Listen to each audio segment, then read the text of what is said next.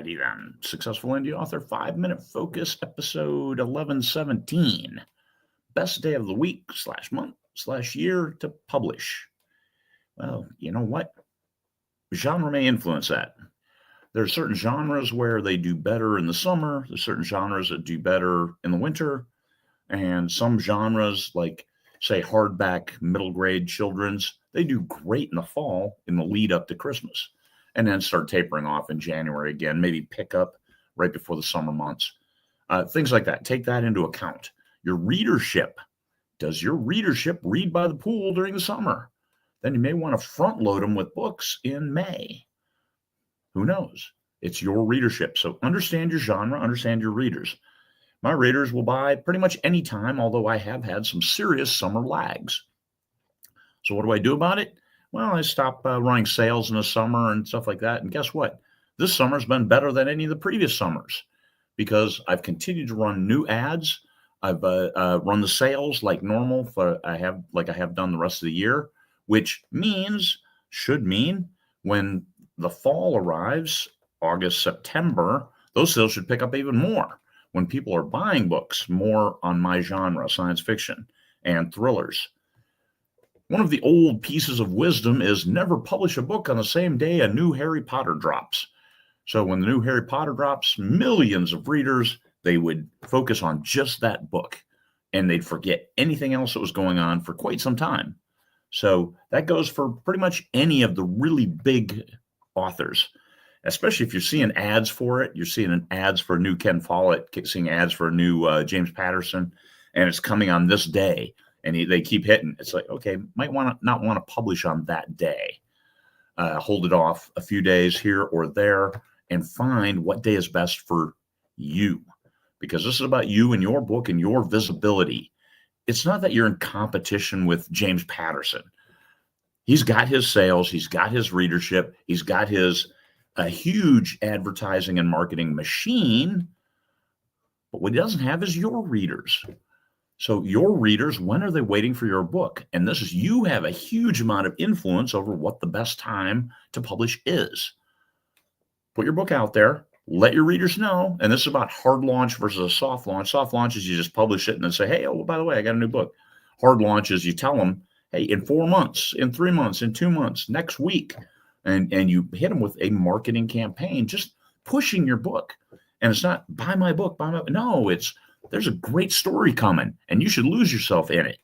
And here's what it looks like. And here's little snippets of the cover. And here's little snippets from within the text, the gripping hooks that you write, the genius that you have when you're writing your book. Everybody has that.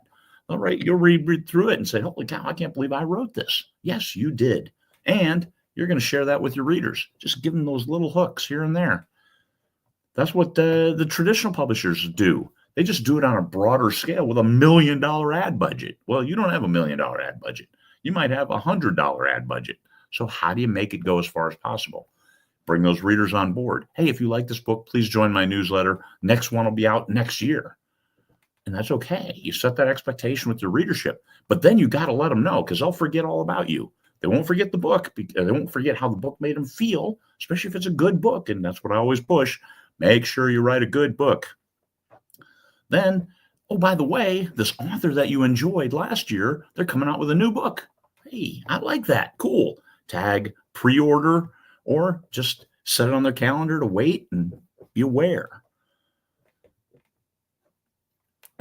Sorry, but I noticed, I watched my video yesterday and I noticed I clear my throat an awful lot. Yes, I do. That's my life, unfortunately. So I'm trying to make a conscious effort not to do that, to annoy you. Even though these videos are raw, it's me, it's Stanley in the background. It's my office with stuff on the walls. I don't have any kind of digital backdrop. Not a pro, although a pro, yes, but not going to spend a lot of time and effort on background stuff. I'd rather you get the best information I have, like what's the best day of the week, month, year to publish. For me, I run a lot of sales in the fall because why? I'm in Kindle Unlimited. Kindle Unlimited highest payout months per page read is October, November, and December. Almost always. We've got 8-9 years of data. So what do? You publish box sets, omnibus editions in September, October, November, December. And you set those out there and you advertise them, you promote them, and look at that. All these page reads at the highest payout rate because people are looking for that stuff and they're getting ready for Christmas. Sometimes they want to forget that they're getting ready for Christmas and they read. Sometimes they're getting ready for Christmas and say, hey, a little something for me, and they read. I make a lot of money in October, November, and December because I push those box sets. So best time of year. Almost every genre can benefit from this. So I have new releases in the fall. I have a lot of promotions. I have a lot of sales, and I make a lot of money because that's where the readers are. That's where they're waiting. January is traditionally one of the lowest payout months. After the big surge in December, that payout drops up in January, but I still get some carryovers. Oh, hey, whoa. And then you've got to still keep that revenue coming in. So I'll taper down on the number of promotions I run, but I'll still run things. What about Christmas? Yeah, already talked about Christmas. It's a great time of year. The day after Christmas, people have their new Kindles. Guess what they're looking for? Fill it with books. I always run promotions day after Christmas, usually on a box set, maybe with a new release. There's all kinds of opportunity. Fill that Kindle and get people hooked. Some of those first books in there, that may be the ones they read. You build your own audience. So day of the week doesn't matter at all. I usually publish a new title or start a new promotion on Sunday. And then I send my newsletter first thing on Monday morning. I did this when I was a consultant with Fortune 500 companies because people take the weekend off. And when they come in on Monday, what email is at the top of their inbox? The stuff they just got, not the stuff they got Friday, Saturday, or Sunday, stuff they just got. So I'm looking at it from a corporate viewpoint that, hey, I want to be that email right at the top when they're fresh, they got their coffee, they really don't want to dive into work yet. And hey, a new Martelle book, cool. Or hey, books on sale. Pick those up and move on. So that's why I send on Monday, start on Sunday. The end of the month, if you are in Amazon, Kindle Unlimited, any of the other distributors, Barnes & Noble, Kobo, they usually pay about 2 months after. So if you publish in May, June, July, end of July is when you would get the payout for those orders and those sales. So there's a benefit to publishing at the end of the month. So if the end of July, if I publish now, then I get paid August, end of September. But if I publish on August 1st, just one day later, I don't get paid until the end of October. So from a cash flow purpose, a cash flow reason, there's a big difference in that one day.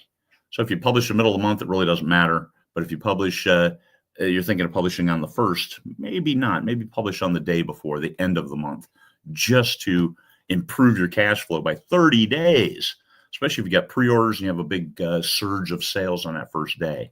And then also, if you're in competition for the Kindle Unlimited bonus, then you want a full month's worth of page reads. So end of the month, then you pretty much have a full month of page reads to be in competition for a bonus, 250, 500, 5,000. You could get a good payout if your readers flock in and read that book, give you a lot of page reads. There you go. Best day, week, month of the year to publish. You kind of make that happen yourself. Your genre, your books, your readership, and let them know this book is coming. It's going to be a great read. You're going to be entertained. You're going to lose yourself and disappear from all this other stuff going on in the outside world. It's the best thing you can do for humanity. Peace, fellow humans, and your own pocketbook. Do people use pocketbooks anymore? As a wallet, as a purse? I'm not sure what the term is. I'm an old dude. Peace.